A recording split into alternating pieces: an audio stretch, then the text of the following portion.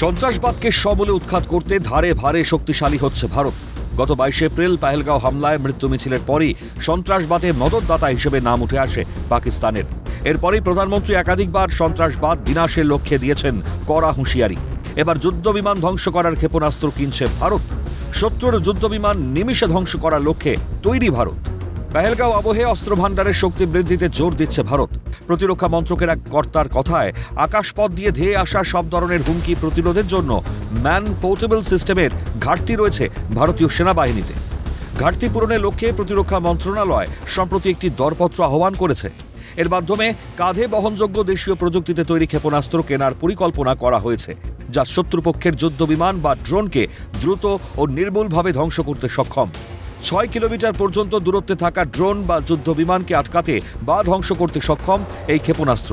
তবে বিজ্ঞপ্তিতে উল্লেখ, নতুন ক্ষেপণাস্ত্র উৎক্ষেপণ ব্যবস্থা বা এয়ার ডিফেন্স সিস্টেমে অবশ্যই অ্যান্টি জ্যামিং বৈশিষ্ট্য থাকতে হবে, যাতে নেটওয়ার্ক বা ইন্টারনেট পরিষেবা সীমিত থাকলেও এই ব্যবস্থা কার্যকর রাখা যায়। একই সঙ্গে সব ধরনের আবহাওয়ার পরিস্থিতি মোকাবিলার উপযোগী হতে হবে। সমতল, মরুভূমি বা 4500 মিটার উঁচু যে কোনো স্থান থেকে এটি ব্যবহার করা সম্ভব হতে হবে।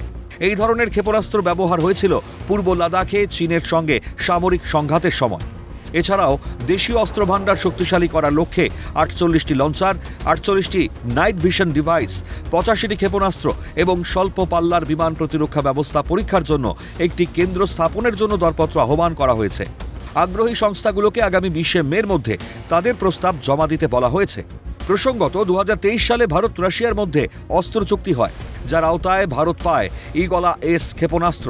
প্রথম দফায় ভারতীয় সেনাবাহিনীতে এসে পৌঁছয় 24টি ঈগলা এস লঞ্চার এবং 100টি ক্ষেপণাস্ত্র।